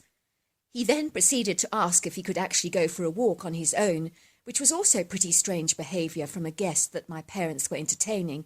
But they were eager to oblige his every need, and so they reluctantly let him explore our farm all on his own without any guidance or direction. He told my parents he just wanted to observe all the orange groves for himself, but my brother and I noticed that he circumnavigated the orange groves and bypassed them and went straight to the stream. My brother and I decided to follow him and spy on him because we knew that his behaviour was not right. I think we sensed that something was insidiously artful about him. There was something slippery and unscrupulous that gave us the creeps and made our hair stand on edge. The next thing I knew, that this conniving, treacherous man was literally standing on the edge of the stream, and believe it or not, we couldn't believe it ourselves, he was actually talking to two lizard creatures, both whom were very colossal and were a plain brown colour, not like the bright-coloured ones we'd seen before, and they seemed very intent on their conversation with this man. They all appeared to discern each other. We did notice that the conversation seemed very intense, critical and of a serious, consequential nature. They talked between each other for a while, and then the man came back to the house and told my parents that their orange groves were spectacularly beautiful and enchanting. My brother interjected immediately and said, "But you didn't go to the orange groves. You were at the stream talking to the very big human lizard." The artful, duplicitous man looked embarrassed and said, "Sorry, I don't know what your kid is talking about." After the man had left, my brother and I told my parents that this man had been talking to human-like lizards, and I backed him up on that. Within a day or so, I found myself sitting in a psychologist's office undergoing these strange tests, and then it was my brother's turn to be interrogated. I found out that both my parents thought my brother and I had lost the plot, so to speak, and were imagining these strange lizard creatures on our land, but both my brother and I were declared as completely sane and of sound mind. I knew my parents did not believe our tales about the lizards, and so I began to warn my brother never ever to speak of it again, or people would think we'd lost our marbles. My brother was so determined to take a photograph of one of those lizards with a new Instamatic camera that our parents had given us, so that they would believe us. We literally hung around that stream for many days without any hope of a sighting, but I was terrified of actually seeing one of those grotesque creatures again, because they were so duplicitous and evil, with a very heavy, menacing energy around them. One day we saw one of those creatures again, and my brother actually took a photograph of it, and I was so excited because we managed to get a picture. We did this while we were hiding behind the tree. It was just standing there in the sun, flicking its tongue like a snake, and it appeared to be basking and enjoying the sun, almost as if it was sunbathing. Suddenly it turned around and looked in our direction, and my heart almost missed a beat. We heard it unleash this warning growl, as if it was saying, "I know you're there." It did not physically see us, but I think it did feel us and sense us. Thankfully it didn't pursue us, but disappeared from our sight. As you can imagine, my brother and I could not wait to get the photograph developed from the Photoshop, and imagine our immense surprise and horror when all you could see was this huge grey smoky haze where the creature had stood. I emphatically believe that they have some natural cloaking device, because we know what we saw, but there was nothing to be seen in the photograph except for this grey splodge. So there you are. That is my incredible story that I am so relieved to finally get off my chest. Although I would like to remain anonymous, for obvious reasons, of course. My dad and my mother died within 2 years of each other, about 20 years ago, and my brother, Thomas, sadly died in a motorbike collision 5 years ago, which is such a dreadful pity, because I would have loved him to share his side of the story with you. My parents' orange farm was sold to some high-ranking official who got rid of all our orange groves very, very sadly, and I have no idea or clue what he uses the place for nowadays, but I do know 2 things. One is that there is something very intriguing going on my father's land, and something evil is going on with those lizards. But who or what they are, I cannot speculate and imagine. But it does appear that some of your listeners have a greater understanding of these curious things, far more so than I do. My story begins on October the 13th, 1973, and it was the anniversary of the terrible plane crash in the Andes Mountains that I'm sure many of your listeners have fleetingly heard about. At that time it was all over the airways, describing the horrific details of this gruesome event. To put you in the narrative, it was on the 13th of October 1972 that a Uruguayan aircraft carrying the Old Christians rugby team and all their friends and family was flying in the mountains of Argentina near the Chile border when the plane lost control and went plummeting violently towards the snowy solitary wilderness where it crashed. The survivors discovered that they were in the middle of nowhere without any vegetation or animals in sight. Things became even more deadly when an unexpected avalanche swept over their crash site a short while later, causing so much horrendous devastation and also lowering morale and killing 8 more of the survivors. After eating the meagre pickings that were left on the aircraft, the crash survivors could feel their bodies deteriorating and suddenly consuming themselves and becoming so very weak, to the extent that it was almost too difficult to recover from the starvation. It was Robert, one of the crash survivors, that took the very bold decision to eat human flesh from the dead carcasses in order to survive, because it truly was a question of live or die. He described eating the flesh of his friends as one of the most harrowing things that he'd ever had to contemplate doing, but inevitably this courageous decision did ultimately save his life and the lives of 16 of his friends, who their unrelenting will to survive surpassed their huge reservation of actually eating the bodies of their friends. I'm glad to reassure you that this remarkable story did indeed close with a miraculous, very happy ending, when after 72 harrowing, gut-wrenching days with seemingly no hope on the horizon, 16 of the survivors were miraculously rescued on the 23rd of December 1972. You may wonder what this story has got to do with a Bigfoot encounter, and you would be right to ask, but it really has absolutely everything to do with why I encountered Bigfoot in the very first place. Truly, if it had not been for this extraordinary disaster where this horrific plane crashed in the Andes, I would never in a million years have ever encountered that hairy humanoid. My story begins when I was having a gathering of a few of my friends as a barbecue in my backyard, and we were having an amazing party, drinking and eating to excess and chattering away happily to each other, as invariably one always does on those very special occasions. And as it was the anniversary of the Andes air crash, everybody was asking each other how they would have coped in a situation of choosing between eating your friend or just dying. What would you have done in such circumstances? I asked all my friends, as we sat around the fire pit with our eyes focusing on the bright orange flames and our minds in very deep contemplation as we pondered and meditated on this horrifying question. One of my girlfriends scrunched up her face in absolute revulsion. "No way," she said. "I could never behave like an absolute savage and eat one of my friends. I would rather die than do something so deplorable and heinous." "But would you?" chided my brother, Reagan. "Would you really not fight to survive, even if it meant doing something that would go well beyond your comfort zone?" "If I was dead," chided another one of my friends, "I'd beg you to eat my body so that you could actually live. It would be such a terrible waste to die if you could have lived on protein, fat and vitamins from my body. Why would you not fight to live? It would be crazy not to desire to survive." After a while, half of us agreed that we would sooner eat human flesh to stay alive, but others claimed they would reconcile themselves to just dying. My boyfriend Pete then came up with a wonderful idea. "Who is up for a survival challenge?" he suggested. "The best way to understand how we would behave in such extreme circumstances is to experience them for ourselves. Who is up to surviving in the wild for 7 long days with just a rifle for protection and hunting, a fire starter, knife, machete, salt, and of course a big pot of boiling water? Come on, it would be good, and we would be a lot better off than those poor people in the dreadful crash in the Andes who had absolutely nothing." Pete's suggestion was met with a wall of silence, as no one said a thing. Everybody was incredibly quiet. Such a suggestion, or such a preposterous idea of living in the wilderness for 7 long days, was not something that anyone relished the idea of, nor did they like the idea of going hungry, so no one really volunteered for such a crazy experiment, with of course the exception of my boyfriend Pete and his rather reluctant friend Tony, who looked less than pleased about such an idea, but decided to go along with it anyway, just to humour his best friend.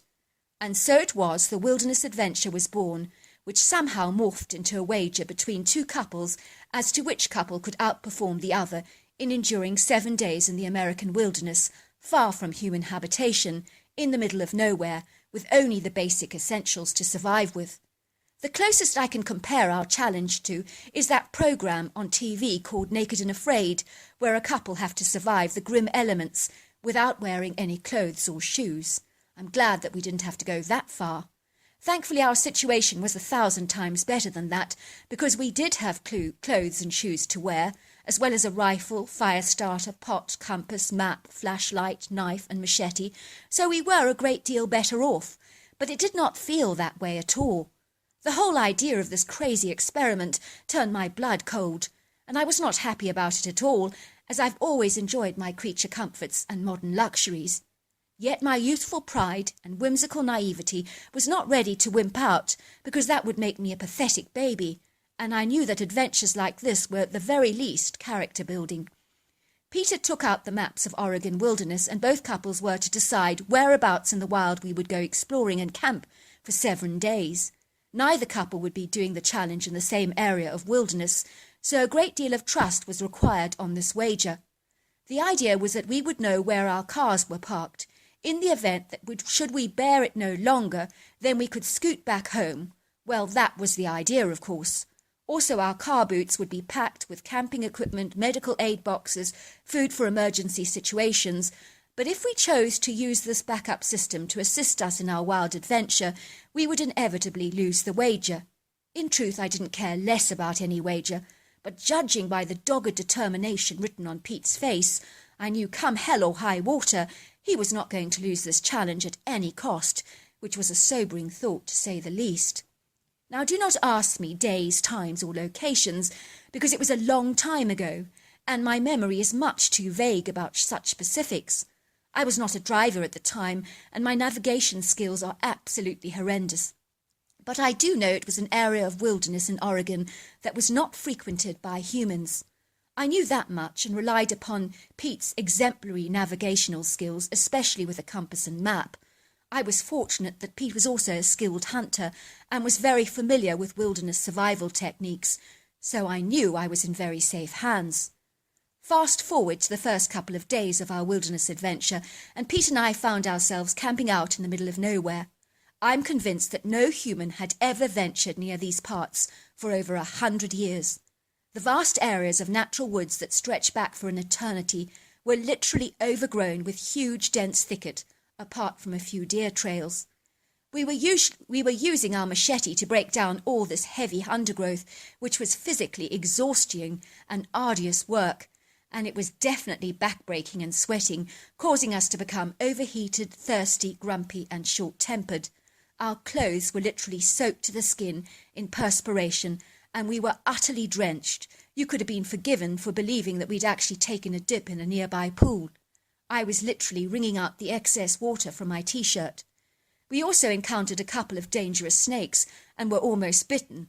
And then we were also bitten to death by all manner of mosquitoes, even though I was wearing a long shirt and pants at the time.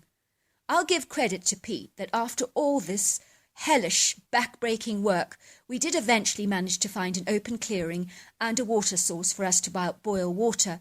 He also succeeded in killing a rabbit for a much-needed meal, which was enhanced by the salt and pepper we bought for our seasoning, which also helped replace the lost fluids from our body. I must admit, if we had not found food, I believe my morale would have been at an all-time low, because I do not recall a time when I was more famished and more driven by hunger. Pete made a great fire and some beds for us to actually sleep on made out of leaves, and then he surrounded our camping site with thorny briars to keep away the predators. I did, however, find sleeping in the open night without cover and exposed to the hostile elements very daunting and quite alarming, because I could hear the calls of coyotes and mountain lions in the distance, and their cries unsettled me very greatly. Peter's soft bed of leaves was not too uncomfortable to sleep on, but was far from cosy, I assure you, and easy it most certainly was not. Pete kept the fire going all night to stop the predators from venturing too close to us, but his valiant attempts did little to stop the wild animals in the night, sniffing us out with a curious interest. You could hear these animals moving towards our camp and then trotting away. On day 3, we entered an area of forest that looked so much like the undergrowth had all been cleared away, and there were these wide open paths everywhere, almost as if the wood had been maintained by the Forestry Commission, although this clearly was not the case, as this area was way off the beaten track, and there was no human habitation anywhere near. All I can say was that this area was a pleasure to navigate for us, because of its huge openness and wonderful space, but Pete was flawed because he didn't understand or comprehend why an area quite literally like this, in the middle of nowhere, appeared to be so open and spacious. We found an enchanting idyllic area to camp, in a superb open clearing, overlooking a magnificent, glorious stream, with a swift flowing current. I remember we both sat by the stream on a huge flat boulder, dangling our feet in the cold, crisp water, and enjoying the cool freshness on our feet. Suddenly I got the distinct impression that we were indeed being scrutinized, and it felt almost as if there were eyes everywhere and they were surrounding us. I know this sounds incredibly peculiar, but I could feel those invisible menacing eyes on us, and so could Pete. We looked around but saw absolutely nothing, and Peter immediately grabbed his rifle and fired out a few warning shots. However, that tireless, incessant feeling of being watched all the time just would not go away. Pete finally killed a rabbit with his rifle, and we prepared a lovely fire pit and proceeded to eat a delicious meal by the gushing stream. It was a gloriously magical evening, and we happily basked under the bright light of a pearly crescent moon and a splattering of silvery stars, while we listened to the chorus of crickets and the croaking of frogs. Neither of us could shake that feeling that we were indeed being watched by resolute, unrelenting eyes. We had decided that this would be our indefinite camping spot for the next few days until this crazy wager of ours was finally completed, and we had naturally won. "I told you it wouldn't be so bad," said Pete. "We're going to win this wager. I can feel it in my gut. I'm willing to bet Tony has already given up," he said. "You are horrible," I said. "You really do not want him to do well, do you? You want him to lose." "He will give up," laughed Pete. "One night with the coyotes sniffing around his sight, he'll be hightailing it back home, you mark my words. Tony is easily spooked, unlike me. I'm pretty much fearless about everything." Suddenly, in that moment, we heard the most terrifying sound that I have ever heard in my entire life. It sounded like a herd of rhinos was bolting and thundering towards us through the thicket at 100 miles an hour. It was very disquieting and worrisome. I could feel my heart pounding violently in my chest, and my whole body was wobbling and shaking like a jelly. I remember looking up at Pete for reassurance, but his face had grown an insipid, washed-out white colour, and he seemed immobilized by fear. "Pete, what was that horrible commotion?" I cried out in horror. He did not respond to me, but seemed to be frozen to the spot, incapacitated by fear like a statue. I was feeling momentarily exasperated and infuriated by Pete's poor response to a potentially grievous situation. I grabbed the rifle from him because he seemed to have lost control of his faculties and was so quiet he was barely moving a muscle or saying a word. As you can imagine, seeing my normally marginally arrogant, over-assertive, confident boyfriend behaving in such a weird way did little to inspire me with any confidence. I was used to relying on him, and now I was forced to use my own initiative and take charge, and as far as the wilderness was concerned, I was as clueless about defending myself from predators as the next man. I cocked the rifle as I heard the sound of hefty feet hurtling towards us, and if I'd known any better, I would have believed we were being ambushed by the enemy in a wartime situation, because it sounded exactly like that. It really felt like we were being surrounded. Suddenly all these gruesome-looking, shadowy, dark forms advanced through the undergrowth, standing only yards away from us, and the sight of these sinister dark figures with bright red eyeshine was so terrifying it looked like the demons from hell had come to drag our very souls, kicking and screaming, to their fiery inferno of hell itself. It was your worst, most horrifying nightmare becoming a vivid reality. I used my flashlight to get a better view of these horrific-looking creatures, and I remember gasping in horror. I simply couldn't believe what I was actually seeing with my own eyes. It was almost like I was playing a part in a horror movie, because these creatures were absolute monsters. Surely this could not be real, I told myself. Standing before us were 12 massive, giant ape-like humanoids that were so colossal I began to feel as if I was a baby doll by comparison, and the rifle in my hands was like a pathetic toy. As for Pete, his eyes were as round as saucers and his mouth hung open in shock, and he just seemed to remain immobilized by fear, like a large frozen block of ice. So much for saying he was fearless, I thought to myself. He was now eating his very words, because you mark my words, he was utterly petrified, and I could see the beads of perspiration pouring down his face like raindrops. I've never seen him this afraid by anything before.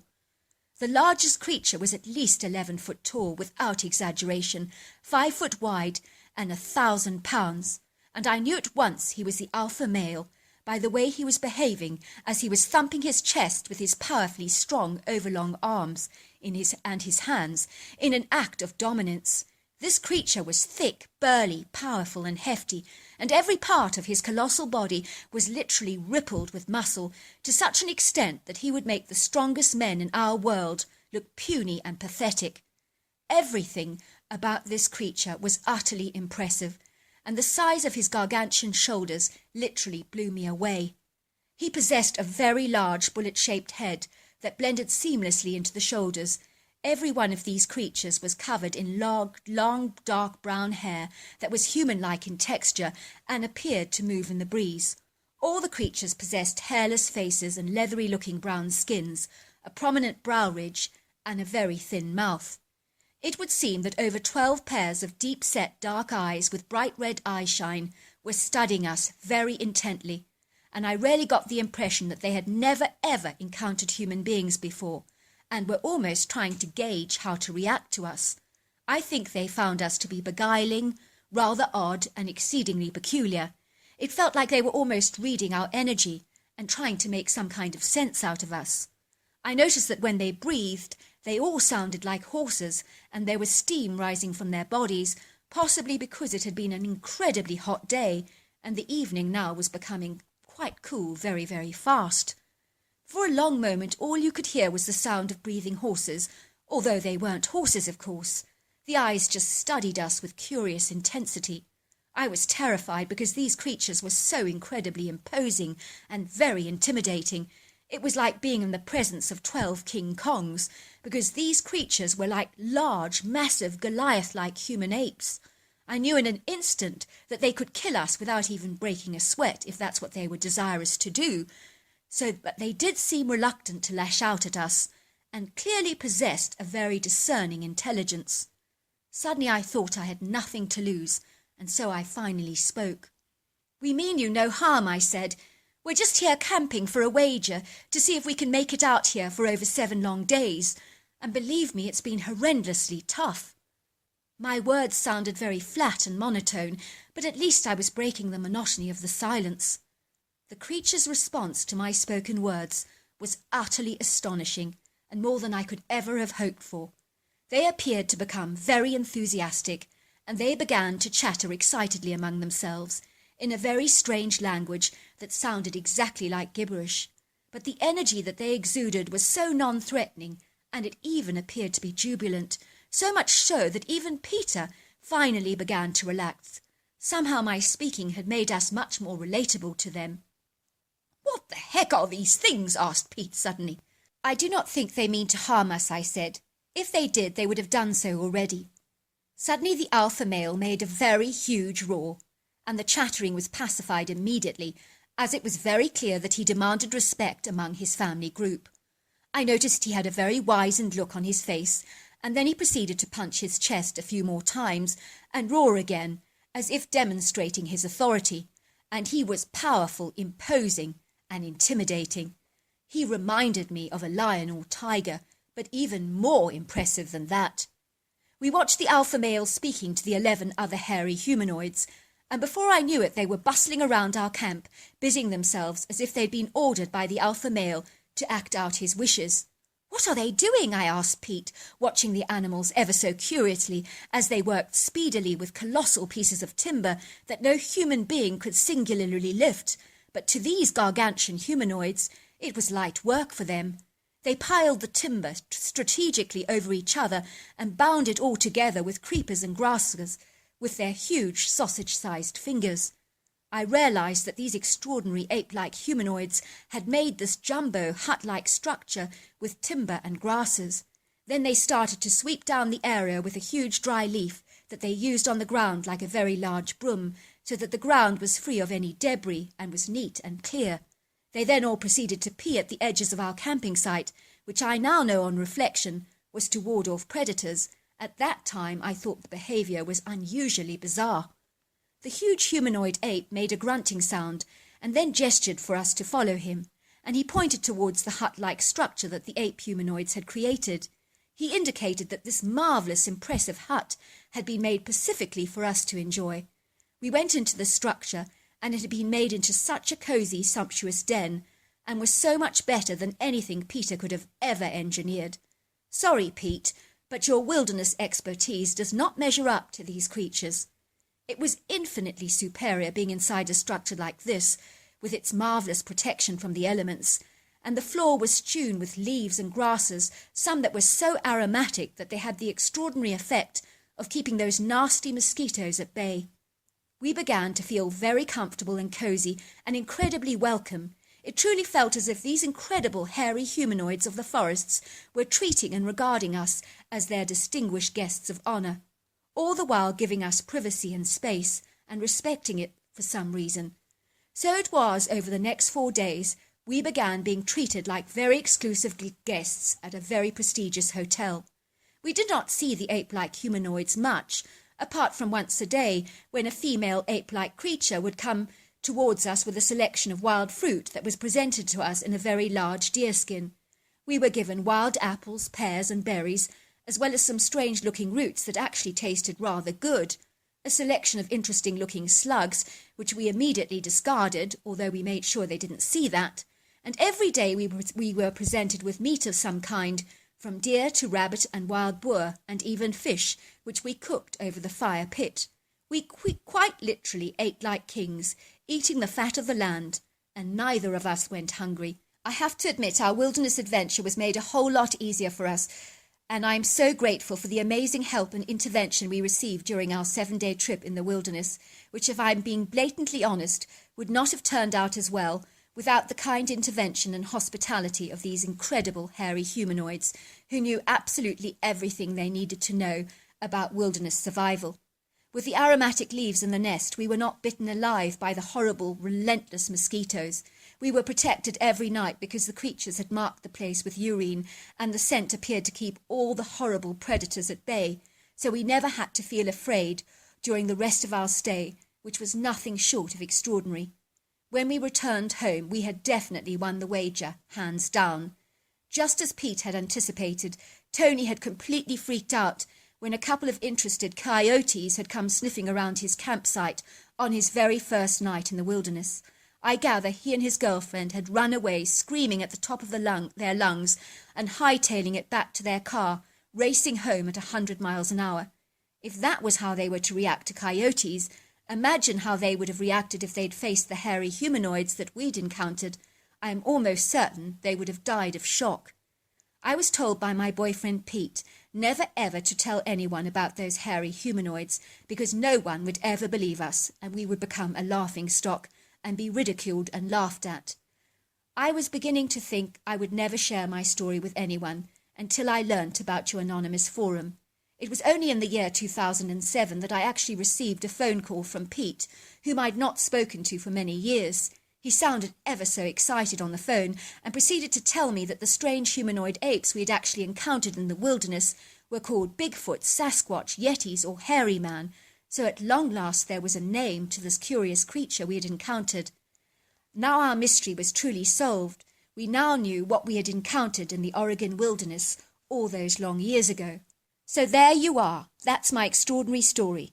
If these creatures like you, they'll bend over backwards for you. But if you rub them up the wrong way, you mark my words, you'll have trouble on your hands. In my opinion to date, the Bigfoots I encountered on my wilderness experience are the most majestic, powerful and formidable creatures I've ever encountered, and I do regard them as apex predators that are intelligent, endearing, but potentially highly dangerous if your intentions are misunderstood by these creatures. Well, hello there. I hope you enjoyed the omnibus edition. We've got many more coming our way for you to listen to. Sending you love wherever you are in the world, in North America, Canada, Kenya, wherever you may be. I send you lots and lots of love.